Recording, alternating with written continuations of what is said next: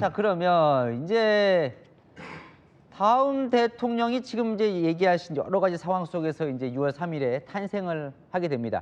지금 아까 살짝 얘기는 하셨는데 어떤 리더십이 트럼프 대통령과 잘 맞설 것이냐, 스트롱맨 리더십, 푸틴이 제일 능하다고 말씀하셨는데 그럼 우리도 약간 좀 이렇게 강하게 할 수 있는 리더십이 필요한가요?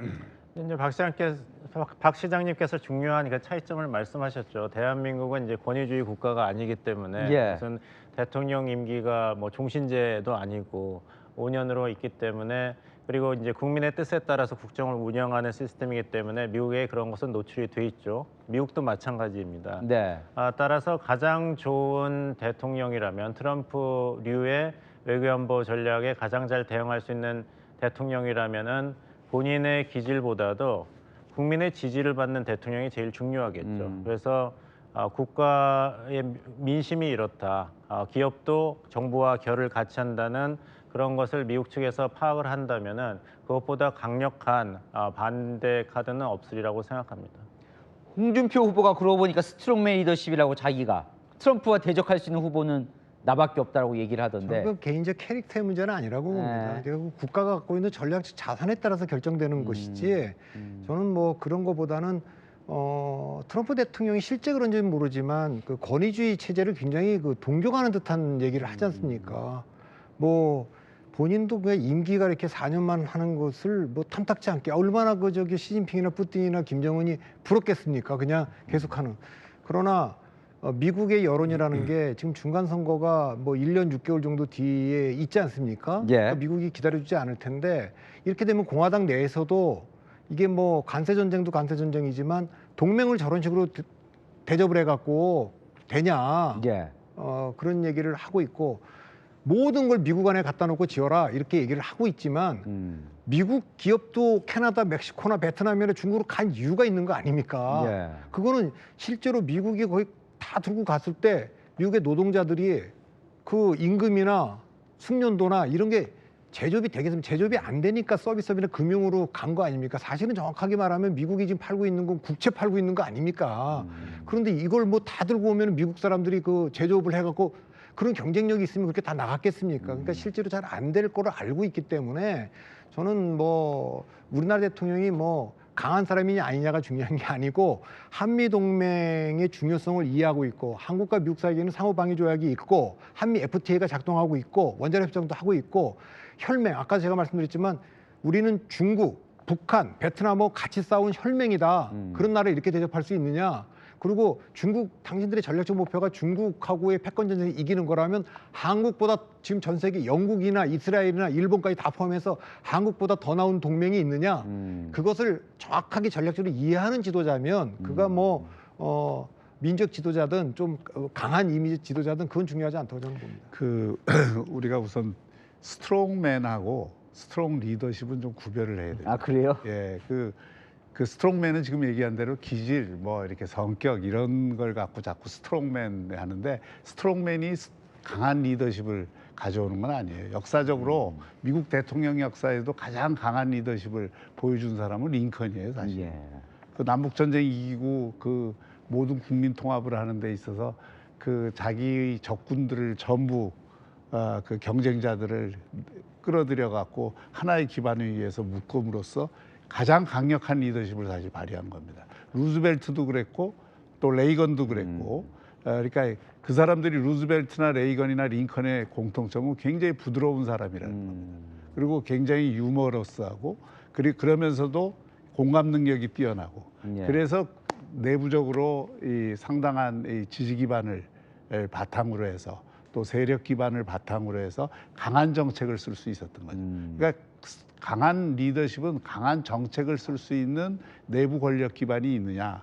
권위주의 체제에서는 그거를 아예 그 독재적인 권력으로 그 강한 리더십을 확보하지만 예. 민주국가에서는 어쩔 수 없이 그거는 국민들의 지지 그리고 여러 세력들을 그 묶어내는 힘 여기에 의해서 이루어지는 거거든요. 예. 그러니까 그걸 바탕으로 해서 우리가 외부에 나가서 외교적 협상을 할 때도 강한 지지를 받으면서 협상을 할 수 있는 거죠. 그리고 그 협상의 방향이 국익에 충실하고 또 그 전략적인 선택이 오를 때 안에서도 지지를 받고 바깥에서도 국익을 극대화할 수 있는 거거든요. 예. 그래서 저는 지금 대한민국에 필요한 것은 스트롱맨이 아니라 스트롱 리더십이다. 그 스트롱 리더십은 두 가지를 갖고 있다. 내부적으로는 그 국민들을 결속시킬 수 있는 강한 지지 기반을 가질 수 있는, 그래서 공감과 통합의 능력을 발휘할 수 있는 그 기반 위에서 예. 또 하나의 요소는 정말 우리 대한민국이 지금 그 처해 있는 위치에 대한 명확하고 냉철한 분석 위에서, 그래서 어설프게 뭐 친중 노선을 한다든지 예. 어설프게 무슨 그 양다리 노선을 거친다든지 이런 게 저는 제일 위험하다고 보는 거죠. 그러니까 입장을 이럴 때일수록 명료하게 우리 노선을 예. 분명히 할 필요가 있고, 그게 경직된 노선을 가지라는 얘기가 아니라 무엇이 가장 우선적인 전략적 가치이고 그 전략적 가치 위에 어떤 그 이익들을 우리가 얻어야 될 건가에 대한 그 리스트를 잘 작성할 수 있는 리더십이 진짜 강한 리더십이고, 그 리스트를 관철을 시킬 수 있는 리더십이 강한 리더십이죠. 예. 그러니까 제가 생각했을 때는 한국의 대통령이 대한민국의 위상, 소프트 파워나 하드 파워가 다 올라가면서 좀 달라졌거든요. 그러니까 윤석열 대통령만 해도 뭐 나토에도 계속 초청받고 지금 뭐 G7 확대해갖고 가야 된다. 다 이게 국제적인 요구가 있기 때문에 한국의 차기 대통령이 그동안의 한국 정부는 미국을 따라가면서 또 혹은 또 중국하고 잘 지내면서 국내 정치에만 굉장히 시야가 좁았는데 이 한국이 중요한 역할을 하는 데 있어서 글로벌한 전략적 시각을 갖는 분들이 대통령이 좀 되면 지금 예. 한국이 갖고 있는 위상이 어떤 거고 지금 역사적으로 우리가 어떤 역할을 맡아야 되는 그런 걸 좀 아는 분이 됐으면 좋겠습니다. 저는 이게 관세 그 전쟁 트럼프 행정부와 우리 대통령상을 좀 연결시켜서 이야기하자면 우리나라 차기 대통령은 미국의 이제 기업을 좀 잘 이해하는 분이면 좋겠다 이런 말씀을 드리는 것이, 뭐 트럼프 대통령 자신이 기업인 출신 아니겠습니까? 그것도 중요하지만 이제 내년 11월에 중간 선거가 있으면은 아무리 공화당이 선전을 한다 하더라도 의회 입김이 더 강해지겠죠. 트럼프 대통령이 이제 레임덕 현상을 겪게 되겠고, 그렇게 된다면은 의회의 위상과 그런 영향력이 높아지면은 이런 기업들의 정치적 영향력도 같이 높아질 것입니다. 또 이제 거시적으로 보자면 아까 박 대표님께서 말씀하신 대로 90년대 후반부터 중국이 세계 자본주의 시장에 적극적으로 등장했지 않습니까? 특히 2000년부터는 세계무역기구 WTO가 출범하면서 중국이 혜택을 다 받아갔다. 그래서 그것을 시정해야 된다는 것이 이제 트럼프의 관세 정책 정당화 중에 하나지 않습니까? 하지만 통계를 보면은 WTO 체제가 출범한 이후 가장 큰 혜택을 받은 것은 중국뿐만 아니라 미국의 다국적 기업입니다. 애플이라든지, 애플은 아이폰의 95%가 중국에서 조립되고 테슬라는 40%, 월마트에 진열돼 나가는 물품의 60% 중국에서 만들어지거든요. 그 WTO 다자무역 체제가 없었으면 미국의 대기업도 지금 같은 글로벌 대기업이 되지 않았어요. 근데 이제 트럼프 대통령은 관세 정책을 통해서 제조업을 다 미국으로 다시 들여오겠다, 리쇼어링을 한다 그러는데, 그래도 그 1930년대에 비하면 미국이 무역에 의존하는 비율이 5배가 놀랐고, 또 워낙 생산 비용이 높기 때문에, 그리고 혜택받는 제조업자가 1,400만 명에 불과한데 미국의 소상공인과 소비자는 3억 4천만 명입니다. 그럼 3억 4천만 명을 희생시키면서 제조업자 1,400만 명을, 그중에 몇 명이나 다시 공장에서 일할지 모르는데 이 정책이 지속성이 없거든요. 따라서 이 미국 기업들의 우려를 잘 이해하고 파악해서 그것을 통해서 미국이 국익을 추구할 때 우리의 국익 추구와 조화롭게 하는 그런 공간을 만들 수 있는 지혜와 경륜 그리고 시각이 있는 대통령이라면은 앞으로 한미 관계뿐만 아니라 한국의 이제 GDP 대비 무역 의존도가 어느 나라보다 높습니다. 69%이기 때문에 결국엔 무역으로 먹고 사는 한국의 미래를 담보하는 데는 굉장히 중요한 자질이라 말씀드리겠습니다. 그러니까 저기 그 트럼프 대통령이 취임사에서 윌리엄 맥킨리 대통령을 계속 언급하는데 잘 아시지만 윌리엄 맥킨리가 관세를 때릴 때 관세 대통령으로 유명한데 그때는 환율에 미치는 영향도 없고 보복 관세도 없을 때니까 그게 통했던 거 아닙니까? 그리고 영토를 확장하고 막 스페인 전쟁에서 스페인과 전쟁에 의해서 쿠바, 필리핀, 푸에르토리코, 괌, 하와이 다 병합했던 대통령인데 지금 그런 상황은 아니니까 얼마든지 우리가 겁을 미리 먹을 필요는 없다고 생각을 합니다. 자, 보면요. 이재명 민주당 후보 출마 선언문을 보면 이제 그때 눈길을 끊었던 게 한미 협력과 한미일 협력 이야기는 하는데 중국 이야기는 아예 중국이란 단어 자체를 뺐습니다. 그러면 결국 민주당 친히 말하는 진보 정당이 집권하더라도 중국보다 미국 쪽으로 더 갈 수밖에 없는 상황이라고는 거기 공감대에 있는 거라고 봐도 되겠습니까? 그거는 뭐 전략적으로 그렇게 이동을 할지는 잘 모르겠고 예. 일단 선거 국면에서는 확실히 지금 중도지향적인 것을 하고 있고 예. 다른 무엇보다도 외교 안보 노선이 국익에 부합하느냐라는 공격을 계속 받아왔기 때문에 그렇게 행보할 수밖에 없고 무엇보다도 20, 30대 젊은 표가 예. 중국과 북한에 대해서 매우 비판적이고 한일 관계라든가 이런 거에 대해서 오히려 우호적이기 때문에 그 예전처럼 그 민주당의 전통적 노선 뭐 중국과 좀 북한하고 대화를 하면서 미국에 대해서 뭐 반미면 어떠냐 이런 식의 노선은 하기가 좀 어려운 그거는 그 지금 국제 정치가 돌아가는 판도도 그렇지만 국내 유권자의 지금 지형조차도 젊은 유권자들일수록 중국과 북한의 비판적인 것도 지금 그렇게 만들고 있는 거 아닌가 이렇게 봅니다. 근데 정치를 하면서 저는 중요하게 생각하는 게 국민들에게 설명할 의무거든요. 예. 그게 책임 정치의 가장 중요한 요소입니다.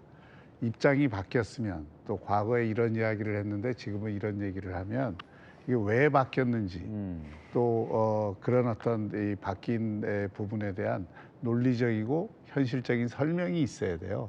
근데 설명 없이 과거에는 이렇게 얘기했던 걸 그대로 남겨두고 선거 국면이니까 지금 선거에 그게 불리할 것 같으니까 예를 들어서 그런 식으로 이제 발언을 했다고 하면 그것도 어떤 논거를 갖고 하지를 않고 지나가는 말로 지금 항상 예. 하고 있잖아요. 그러니까 이런 부분들은 그 이제 책임 정치라는 차원에서도 바람직한 것은 아니죠. 그리고 그것은 선거가 끝나고 실제 누구든 집권을 해서 그런 어떤 집권 이전의 과정에서 말이 서로 다른 말들이 많이 있었는데 선거 마지막에 그 얘기를 했다고 해서 그게 집권 이후에도 그 얘기가 그 약속이 지켜질 것인가 신뢰할 수 있을 것인가 이런 문제를 제기하게 되죠. 그러니까 윤석열 정부에서 한일, 한미일 동맹에 상당히 주안점을 뒀는데 지금 민주당 얘기를 들어보면 상당히 이제 예전에 한일 관계 비판했던 얘기는 이제 거의 다 하질 않고 역시나 한일 관계에 대해서 발전적인 관계를 얘기하면 어쨌든 전반적인 국민적으로는 그런 방향으로 가야 된다는 공감대가 있다고 봐야 될까요? 아니 근데 이제 그러나 우려가 이런 게 있죠. 그 12월 7일 날 1차 탄핵안 올라갈 때 그때 그 탄핵안에 외교 기조 문제를 탄핵 사유로 넣었었지 않습니까? 그게 기록에 다 남아 있고 뭐 한국에 대한 그 미국과 일본의 그걸 모르겠습니까? 다 알고 있는 거 아닙니까? 그러니까 그 우려가 계속 있는 겁니다. 그러니까 좀 전에 박 시장님께서 말씀하셨지만 이 중요한 외교안보 노선의 변화와 관련돼서는 민주당이 국제 정치의 지금 변화 또 이런 거와 관련해 갖고 책임 있는 변화를 하면 책임 있는 설명이 있어야 될 것 같긴 합니다. 왜냐하면 탄핵 때 그걸 사유로 넣었던 거 아닙니까?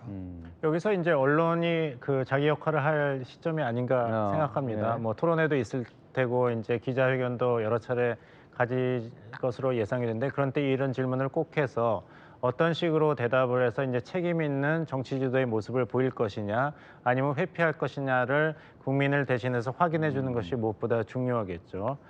지금은 이제 그 선거 전략 차원에서 중국 얘기를 안 하는 것이 유리하다고 판단해서 이렇게 하는 것 같습니다만 지금 미국과의 이제 관세 이런 협상이 시작되는 거에 대해서 우리가 굉장히 집중 토론을 했지 않습니까? 근데 그것이 게임의 끝이 아니죠. 그 다음엔 무엇이 있습니까? 그것을 토대로 해서 또 우리나라는 중국과 무역 협상을 해야 되지 않겠습니까? 또 우리가 미국과 아무리 협상을 잘한다 하더라도 그 판이 송두리째 흔들릴 수가 있습니다. 왜냐하면 중국과 미국이 어떤 또 빅딜을 할지 모르거든요. 그럼 지금 상태가 모두 그 전제가 무너지게 되기 때문에 한미 간의 무역 협상도 처음부터 다시 시작해야 될 그런 가능성이 충분히 있습니다. 그래서 중국을 얘기하지 않는다는 것은 과연 그리고 트럼프 미국만 이야기한다는 것이 과연 우리나라의 전반적인 외교, 안보, 경제를 아우르는 그런 충분한 검증이냐는 분명히 의문점이 많습니다. 그렇다면은 미국에 대해서는 나를 믿어도 된다고 이야기하는 대통령 후보라면은 중국에 대해서도 한미 관계와 연결이 돼서 중국에 대해서 무슨 분명한 포지셔닝이라든지 전략이 네. 있어야 되는데 그것을 얘기하지 않는다는 것은 이 그림이 완성되지 않았다고 볼 수밖에 없습니다. 특히 방위비 재협상, 분담금 재협상에도 연관이 있는 것이 뭐냐면 지금 국방장관 차원에서 미국하고 일본은 주일 미군을 지역 안정군으로 성격을 바꾸는데 거의 합의를 했습니다. 동중국해, 남중국해 그리고 대만 해협을 묶어서 하나의 전장으로 하겠다.